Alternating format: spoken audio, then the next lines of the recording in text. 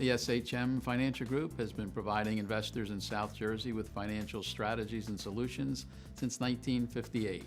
We are a family business, an independent financial planning, wealth accumulation, and asset management firm, and we call South Jersey home. More information is available at shmfinancial.com. This is South Jersey Showcases, all that we love about our communities, and we are proud supporters of this show and NJTV. Funding provided by Rutgers University in Camden. Helping to move forward South Jersey's innovation economy, Rutgers offers its students a world-class research faculty and a personalized campus environment. More information is online at camden.rutgers.edu. You may think you know New Jersey. You may think you know how we dress and how we talk, how we argue with our husbands and then get drunk on the boardwalk. But that's really not who we are. There's so much more to South Jersey.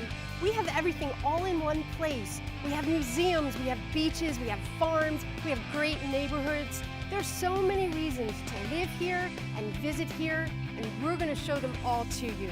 Come with me as we explore all that South Jersey has to offer, the people and the places. Why would we be having a ghost hunt? Some very strange things happen in this house. Tell me about what you're wearing. I'm a militia captain. I'm Marianne Aleardi, and this is South Jersey.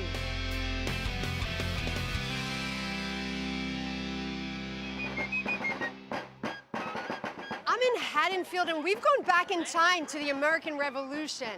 There's going to be an actual skirmish between the British loyalists and the colonialists right here on Kings Highway. This is all put on by Indian King Tavern.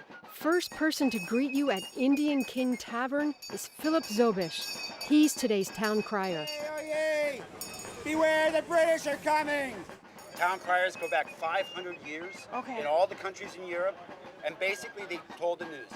There were newspapers, but for current events between newspaper printings, they had town criers that would give the news to the locals. Would you have stood outside the tavern? I'd be walking the streets, telling the different people. But Really? I'd be in front of the tavern for important events, yes. You're a news broadcaster, Yes. you just don't have the TV. Yes. What is about to happen is a skirmish, not a battle. Yes. What's the difference? A skirmish is usually at the edges of the armies, and it's a small, brief encounter of fight. Okay. Whereas a battle is organized, it's between large armies. The tavern is 270 years old, and it's where New Jersey became a state.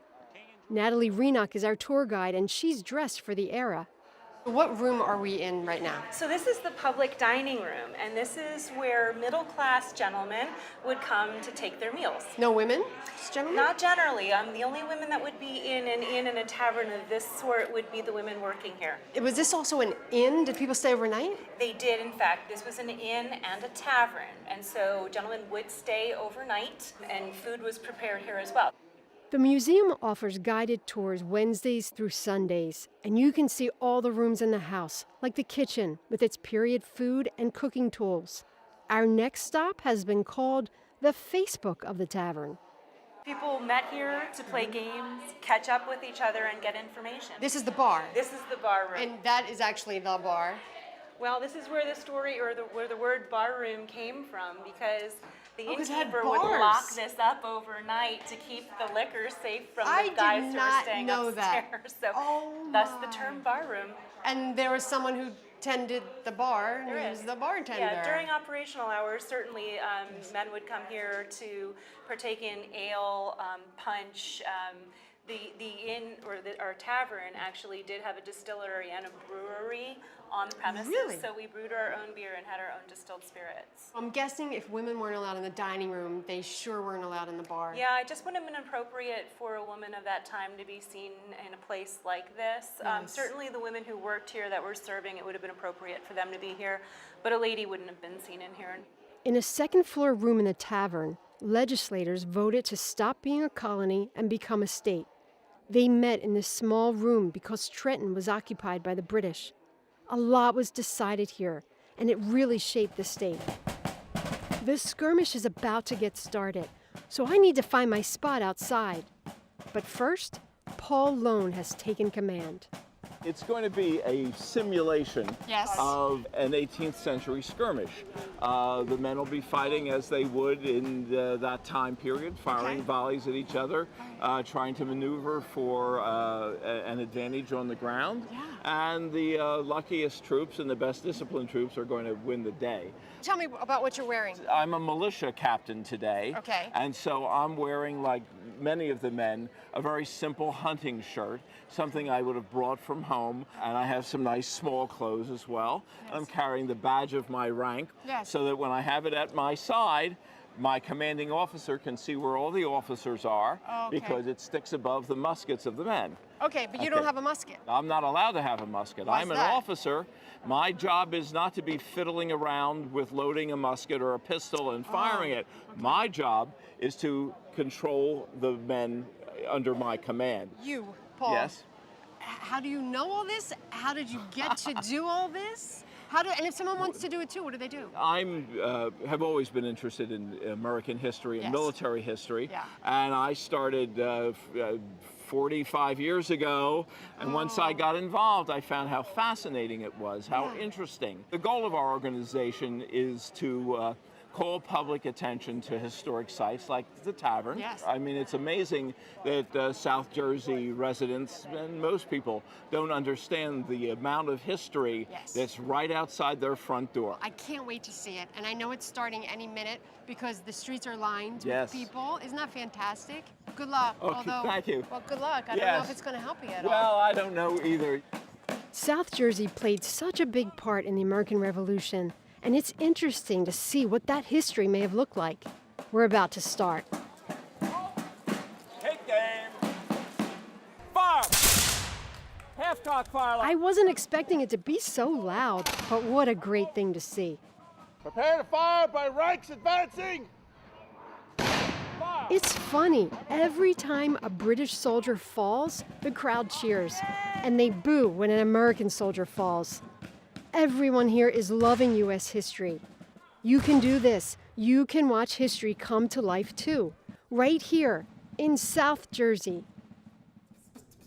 I'm in Cherry Hill at the regional competition for barbershop quartets and men's choruses. This happens every year here. Singers come from all over to compete. And you can come here. You can watch live performances. It's a great show with great music. The day is just getting started and teams have begun arriving. I'm checking in with Dennis Ritchie, who is the president of the Barbershop Harmony Society, which hosts the competition. What's happening? Because there's a lot of excitement. We're getting ready for the chorus contest today. We've got 14 choruses coming in. And there will be an audience. People will come and watch the show. Absolutely. Right? What were you just doing? I see the camera up there. So that's a director cam. So we record the choruses up here, but we also record the director. Right. So that after the competition, the director can critique himself and evaluate his own arm waving and capabilities in order to translate that emotion, that music, to the guys that are up here singing. There's a row of judges here. Who are they? So the judges are society members. They're trained by the society. There's a formal training program. Every 3 years, they lose their certification and have to re-qualify. So it's a very formal training. Yes, sure, I'm sure. What are they looking for? 3 different categories: music, performance, and singing.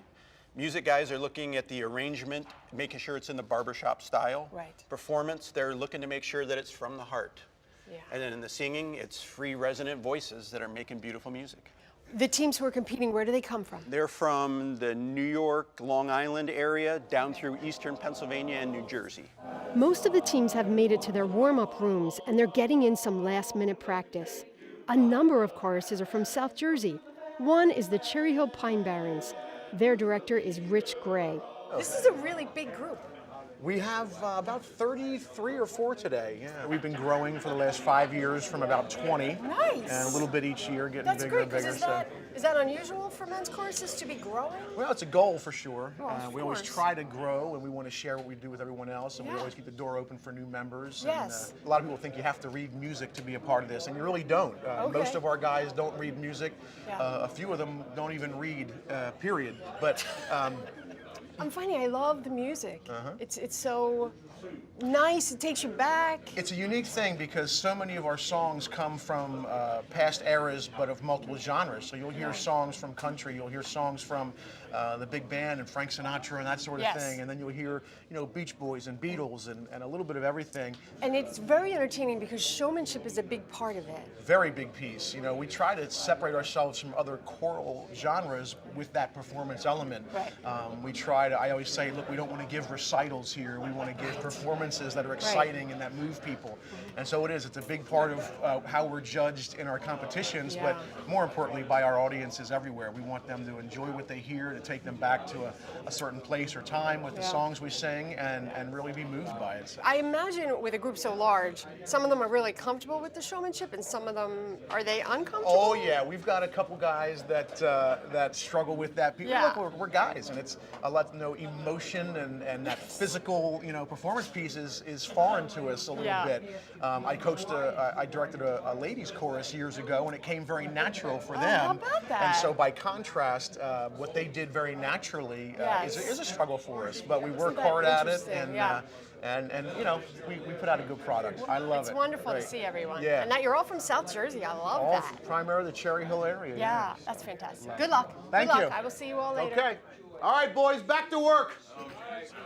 Before I go, I think I'm going to hang around a few minutes. You've gone away from me, your face I long to see. Since you've been gone. It's fun watching the showmanship. It really seems like the men love what they're doing.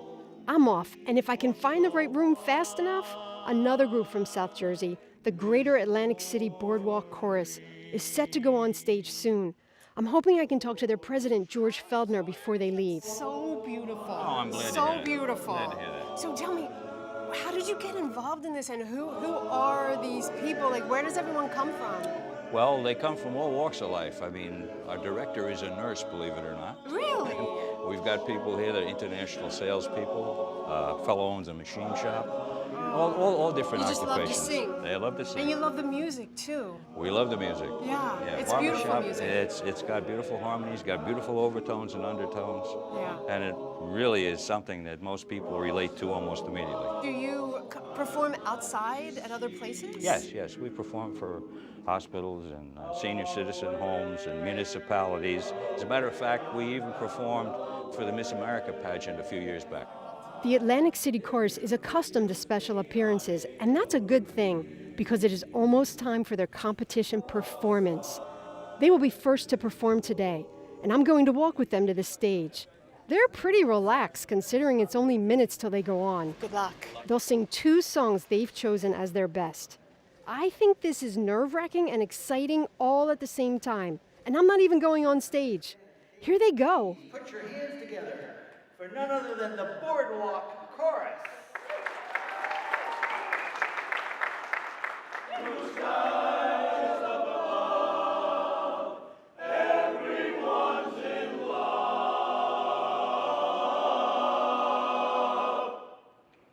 Up the lazy river with me, ain't going to trouble, they come up with me.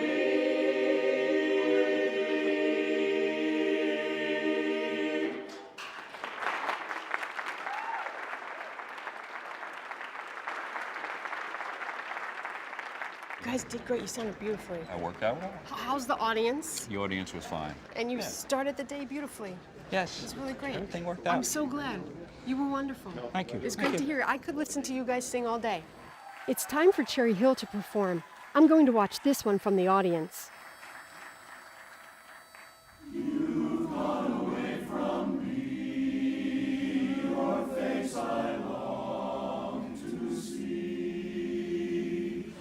Out of doorways, black umbrellas. They're fantastic, and the audience loves them.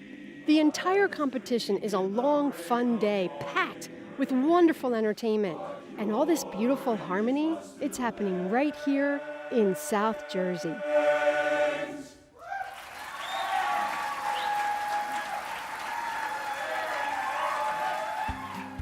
We're in the great little town of Westmont, New Jersey, at Severino, the well-known pasta maker. Now, what looks like a normal little mom-and-pop operation, and this is a family-owned business, is a pasta powerhouse, and we're about to enter pasta heaven. Joseph and Anna Maria Severino started their company almost 50 years ago. And even today, you can still find Joseph at the store. Of course, America is the land of opportunity. Absolutely. And you have to strive in order to get what you want. Behind the counter at this little shop is a whole world of pasta making. It's deceiving. You'd never guess all the pasta that is being made right here, with 3 shifts working from 9 a.m. to midnight. I'm meeting Louis Severino to see how I can help. I'll always volunteer when it comes to pasta. What are we doing here today? We made some black ink squid pasta, which I'm going to cut. So come on over and give me a hand. Just pick it up. You'll see how durable it actually is. It's like Bring fabric. it over the top. Yeah, right. Perfect. And how long have you been here in this particular location? Well, we have a retail presence in Haddon Township, of course, for 45 years. But then we are also known in the supermarket world in Whole Foods, where we have a lot of presence throughout the 7 regions in the States. How many different types of pasta are you guys making these days? Hundreds. Is there a favorite pasta that you have personally? That's Personally, like asking who your favorite kid is, right? personally, I got to tell you, I actually love it all. But I'm kind of plain and simple, so I love like penne and you know, a lot of dry stuff, rigatoni. I love doing like rigatoni bolognese, and then I think my next favorite would probably be gnocchi. So let me finish this up. So now what we do is we're going to take this over. We're going to split it down here, right? And right at that crease, if you would cut that down for me. Our black ink pasta sheets are prepped and cut, and it's time to cut the sheets into linguine. Let's cut some linguine, Luigi. Let's do it. Va bene. All right. So then we'll grab it from here. You show me first. Right? We'll put it inside. That's 1 sheet at a time, That's right? 1 sheet at a time. We can come up. Beautiful. Right?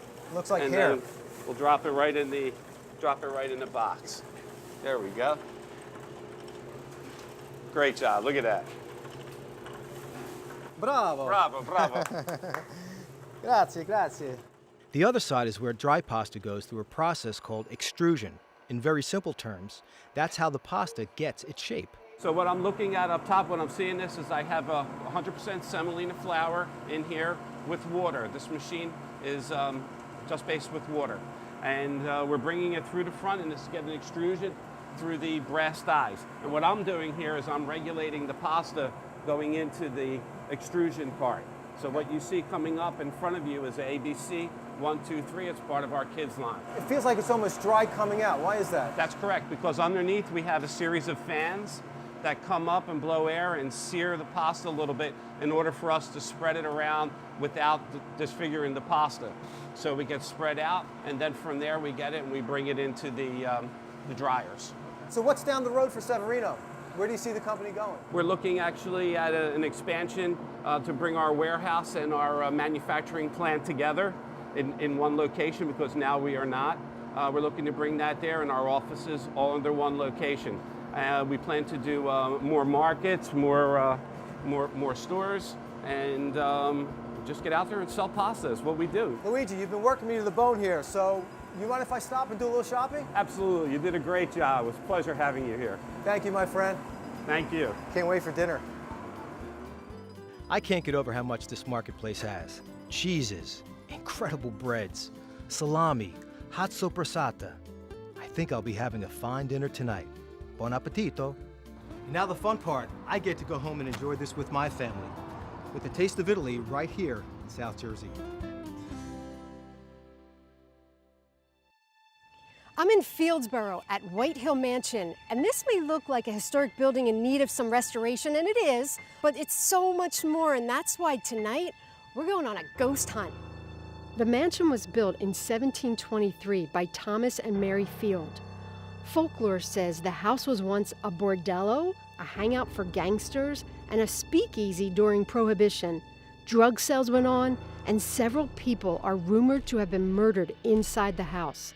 It's not the history you'd expect when you visit an 18th century building. Why would we be having a ghost hunt?